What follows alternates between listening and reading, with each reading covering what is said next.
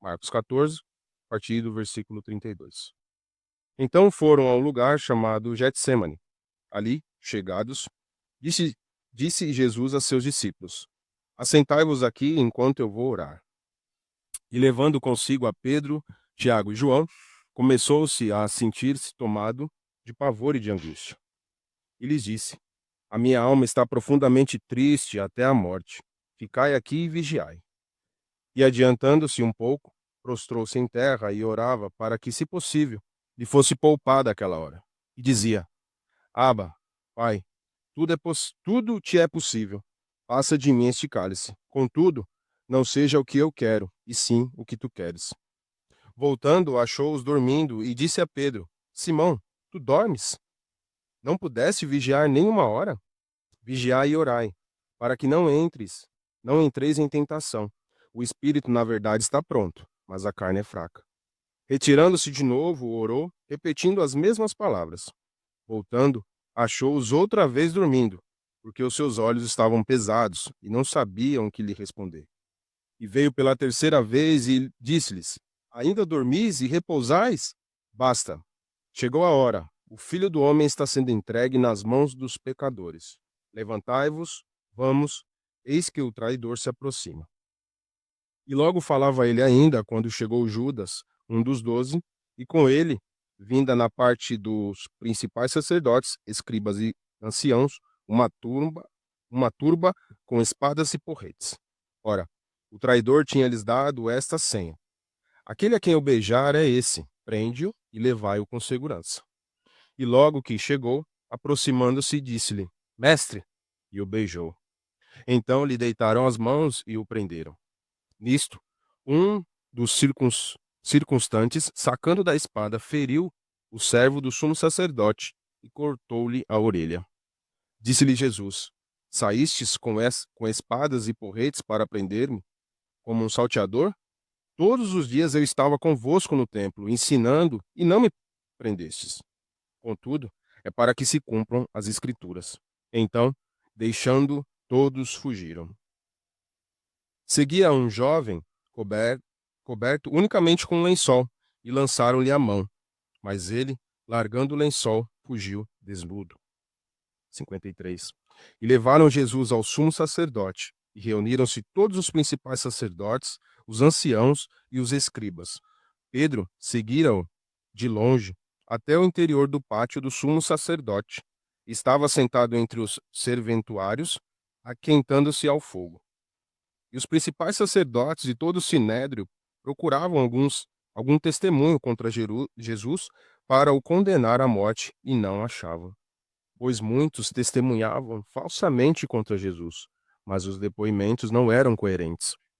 E levantando-se alguns, testificavam falsamente, dizendo: Nós o ouvimos declarar: Eu destruirei este santuário edificado por mãos humanas, e em 3 dias construirei outro, não por mãos humanas.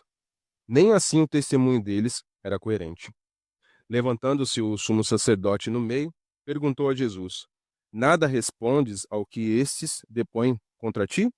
Ele, porém, guardou silêncio e nada respondeu. Tornou a interrogá-lo o sumo sacerdote e lhe disse: És tu o Cristo, o Filho do Deus bendito? Jesus respondeu: Eu sou. E vereis o Filho do Homem assentado à direita do Todo-Poderoso e vindo com as nuvens do céu. Então o sumo sacerdote rasgou as suas vestes e disse: Que mais necessidade temos de testemunhas? Ouvistes a blasfêmia que vos parece? E todos o julgaram réu de morte. Puseram-se alguns a cuspir nele, e cobrir-lhe o rosto e dar-lhe murros, e a dizer-lhe: Profetiza! E os guardas o tomaram a bofetadas. Estando Pedro embaixo do pátio, veio uma das criadas do sumo sacerdote, e vendo a Pedro, que se aquentava, fixou-o e disse: Tu também estavas com Jesus, o Nazareno. Mas ele o negou, dizendo: Não o conheço, nem compreendo o que dizes. E saiu para o alpendre, e o galo cantou. E a criada, vendo-o, tornou a dizer aos circunstantes: Este é um deles? Mas ele outra vez o negou. E pouco depois, os que ali estavam disseram a Pedro: Verdadeiramente és um deles, porque também tu és galileu. Ele, porém, começou a praguejar e a jurar: Não conheço esse homem de quem falais. E logo cantou o galo pela segunda vez. Então Pedro se lembrou da palavra que Jesus lhe dissera: Antes que 2 vezes cante o galo, tu me negarás 3 vezes. E caindo em si, desatou a chorar. Vamos orar mais uma vez? Soberano Deus e Senhor, Pai de infinita graça e misericórdia.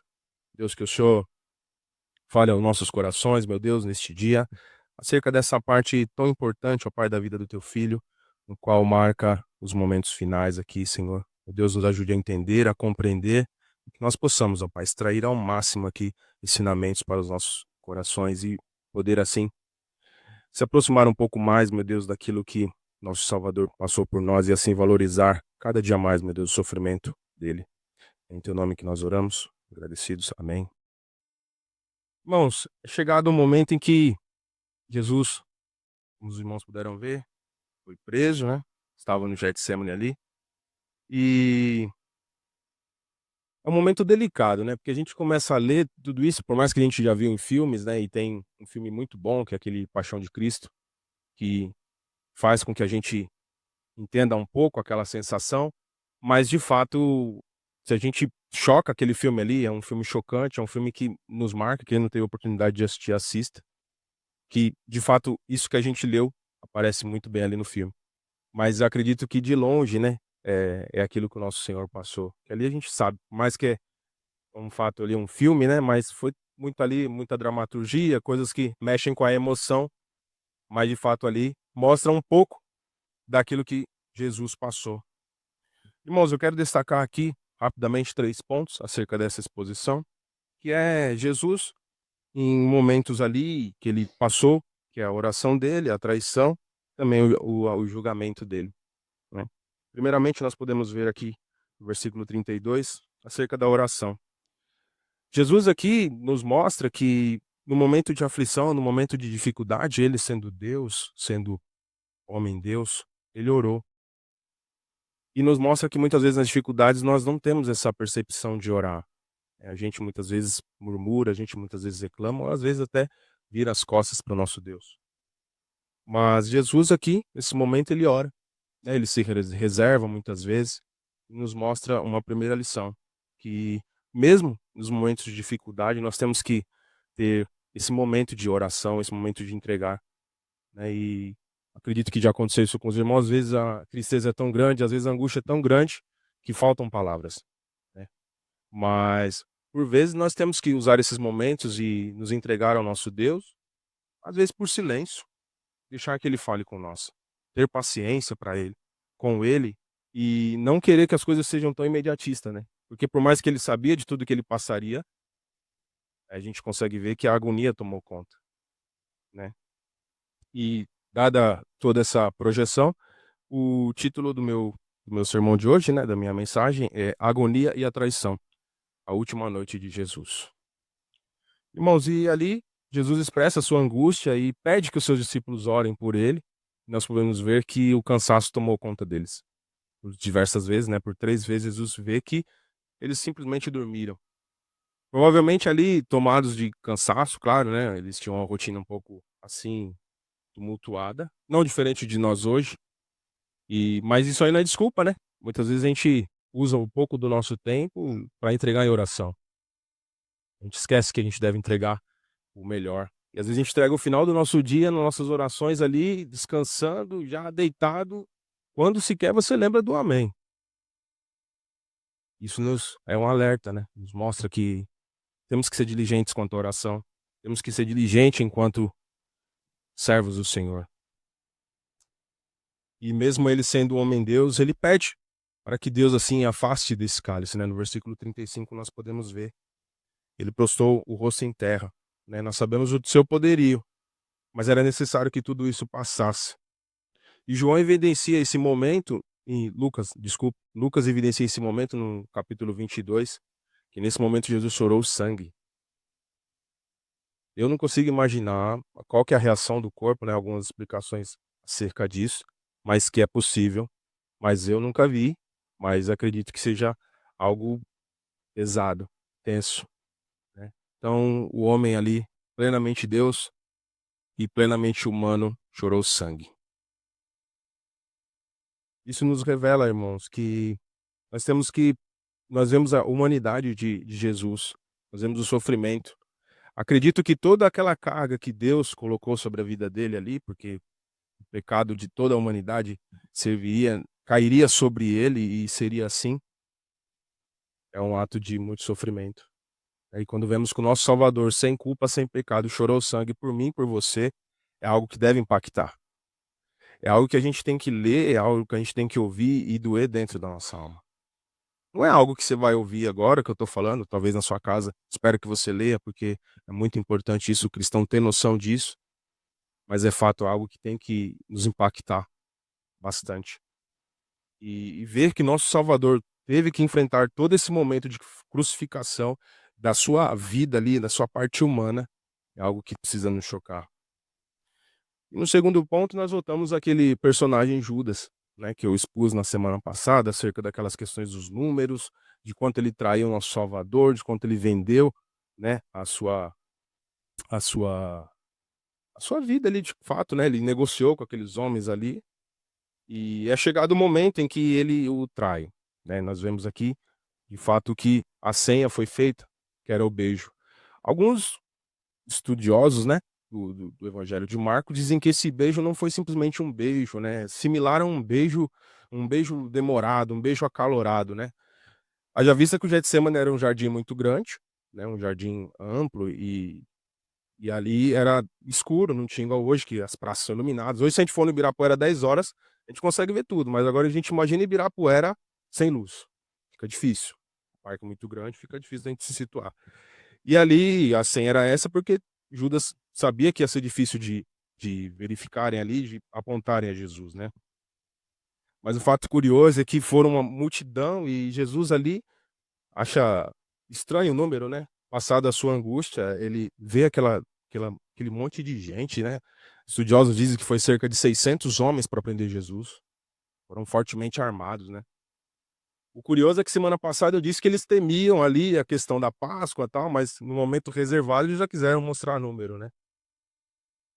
Mas, o fato é, Judas o trai, trai com um beijo.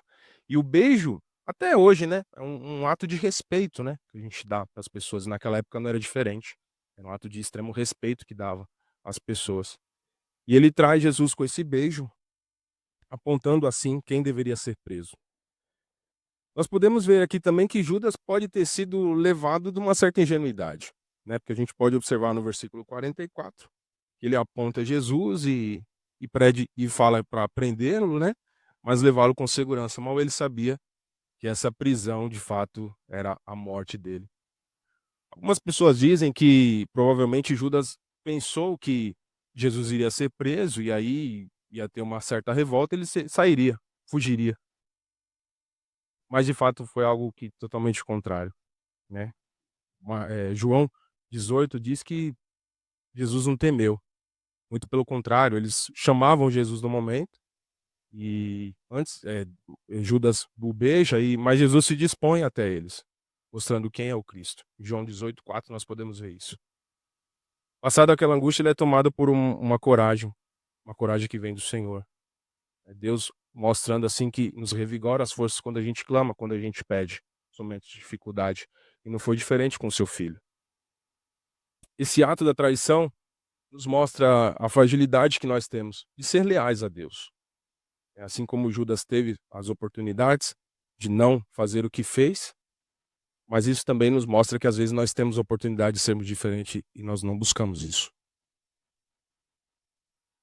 O pecado às vezes é prazeroso a nós e não, de fato, nós não mortificamos, nós negociamos.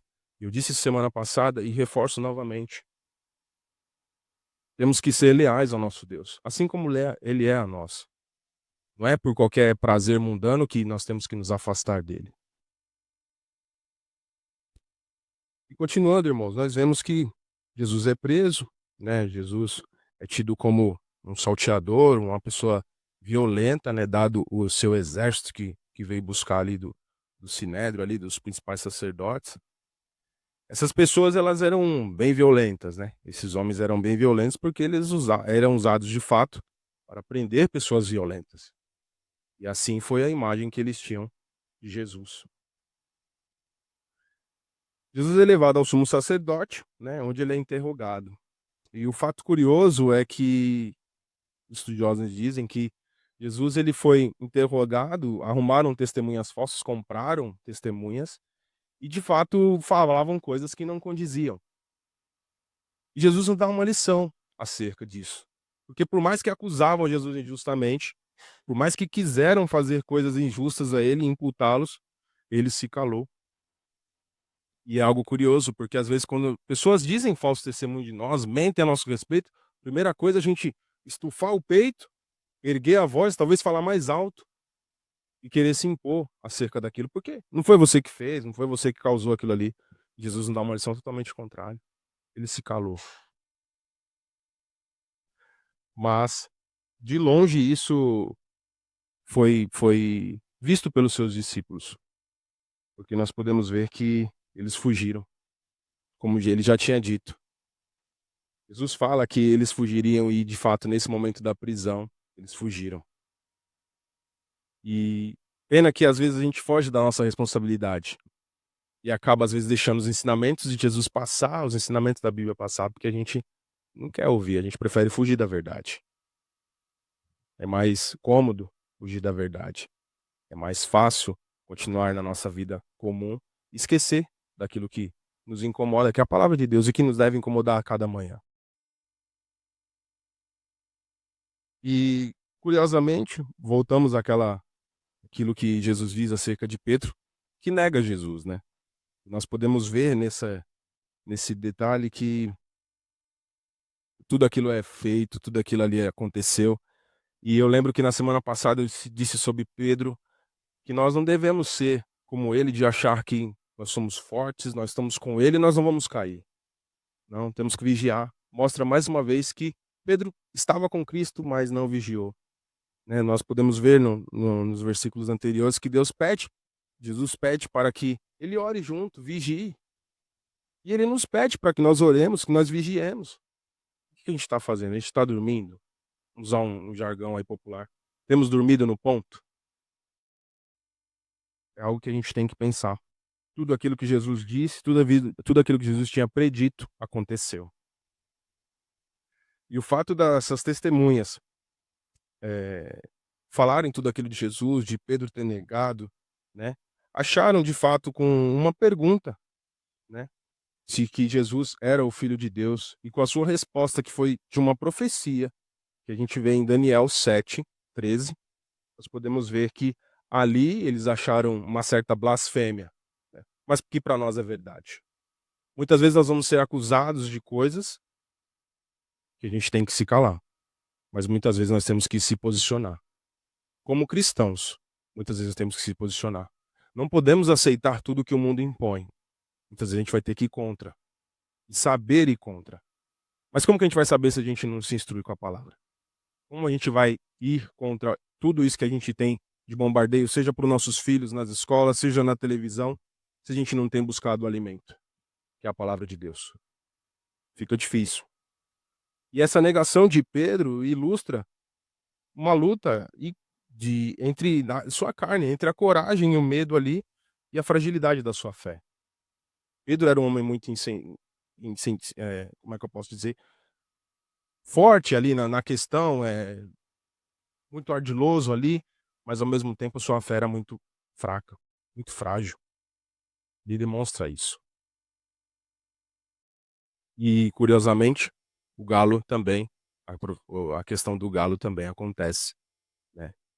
E curioso de que às vezes as pessoas pensam que Pedro, lembra porque o galo cantou e aí ele, né, se recorda daquele momento, mas de fato ele sente em seu coração que ele tem a noção de que aquilo que o Salvador disse iria acontecer. Aconteceu. E ali, com aquele tristeza profunda, gera um arrependimento nele do que ele fez. Negou perante aquelas pessoas, de fato ele se entregou ali, entre aquelas, vendo de longe, né, vendo aquelas pessoas ali fazendo tudo aquilo com o nosso Senhor. De fato, quando o galo canta a última vez, ele sente ali profundo arrependimento. Isso nos mostra também que Jesus nos dá a chance de nos mudarmos a cada manhã. Ele te deu a chance de estar aqui na igreja, ele te deu a chance de acordar com saúde, com saúde. Aproveite enquanto é tempo. A gente não sabe quanto tempo a gente tem. Por isso que é prudente que a gente use com sabedoria. O bom é que a covardia de Pedro, né, perante tudo isso que ele passou, nessa questão de negar, foi retificada pelo seu batismo com o Espírito Santo, que nós vemos em Atos 15. Pedro se transforma. Pedro é uma pessoa que nos mostra que é possível mudar, desde que mudemos de verdade, né? Pedro vai ser, em Atos, vai ser uma pessoa que vai, de fato, mudar e ser muito importante para a propagação do teu evangelho. Pedro usou a oportunidade, Pedro aproveitou. E partindo para a conclusão, que eu não quero ser exaustivo nesta manhã, nós temos que entender que o homem-Deus clama em meio às suas dificuldades, em meio à sua angústia. Nos lembramos da importância de orar nas nossas lutas. Nós sabemos que muitas coisas nós temos passadas e vamos passar, não significa que somos salvos, que nós não vamos passar as dificuldades desse mundo. Vamos. E é prudente que passamos e é bom que passamos, para que a gente enxergar que o mundo lá fora é um pouco diferente do que a gente está acostumado aqui na igreja. Isso é bom para mexer, isso é bom para o evangelho crescer, isso é bom para você crescer. Então, se você se sente questionado, às vezes, acerca do que as pessoas dizem para você sobre o evangelho, se incomode. Se alguma pergunta você não consegue responder, estude mais a Bíblia. Se você não entender alguma coisa, não me procure, procure o pastor. Ele é a pessoa mais indicada para isso. Brincando, né, irmão? Mas a gente precisa entender que a gente não deve cair num comodismo. No evangelho pleno, em que a gente lê e estuda, ouve os pregadores muito bons, nós lemos comentários muito bons, mas isso não muda, isso não edifica a nossa alma. Isso precisa ser mudado. Porque o homem Deus clamou em meio à sua angústia. E nós o que temos fazendo com isso? Nós temos murmurado? E também nós podemos observar nessa fragilidade dos discípulos, né? Nós sabemos que Pedro negou, mas os outros fugiram. E podemos ver assim que nós somos vulneráveis, somos fracos, mas nós temos um alimento que nos fortalece. Temos uma vitamina que nos fortalece, uma vitamina que nos une com o Pai, que nos ajuda a se fortalecer com Ele. Para que assim nós possamos ser firmes e se nos tornarmos inabaláveis frente às dificuldades que nós podemos ter. E um último ponto também que eu quero trazer é que a luta de Pedro reflete na complexidade da fé, na lealdade em momentos difíceis. Irmãos, a igreja não vai passar, ela já está passando por momentos difíceis. Eu não digo apenas a nossa igreja, mas, de fato, o evangelho em si, o evangelismo tá passando por momentos difíceis, dentro do seu contexto e também fora.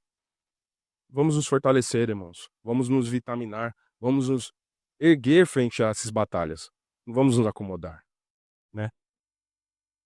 E um último fato aqui, que a gente pode ponderar acerca de Judas e Pedro, é que Judas encontrou um sabor no seu pecado, né? Por mais que o fim dele foi trágico, mas foi porque ele encontrou um sabor. Ele negociou muito tempo com o pecado e aquilo consumiu. Pedro, por sua ocasião, muito pelo contrário. Um achou sabor, o outro vomitou aquilo. Por quê? Ele mudou. Ele eliminou a raiz da covardia que tinha no seu coração. É como se a gente ingerisse algo que fizesse mal e com a palavra aquilo ali sai. Então, com aquele arrependimento que Pedro teve, foi o que precisou para ele mudar. E que nós, assim, apliquemos a palavra do nosso Deus, não deixemos as oportunidades passar, e que o evangelho cada vez mais nos incomode. E que nós tiremos de tudo aquilo que nós carregamos, que assim prejudica no nosso andamento da palavra, a defesa do evangelho, e assim nós cresçamos e, de fato, nós possamos mostrar o Cristo vivo em nós, na nossa mudança de vida, na nossa mudança de caráter, e que as pessoas possam ver Cristo em nós, né? Podemos ver isso e esse texto de Marcos. De fato, se você tiver a oportunidade, leia em casa.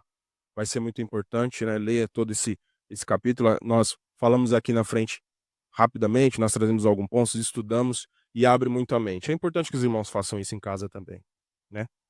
E publicamente eu agradeço aqui o reverendo e o seminarista Jean também, que não está aqui. Agradeço pela oportunidade, né, minha sequência desse ano acaba aqui. Agradeço aos irmãos pela paciência, pelos meus demais irmãos também na classe de pregação. Que Deus abençoe, né, e que venha um ano aí de muitas outras pregações aí, graça do nosso Deus. Amém, irmãos?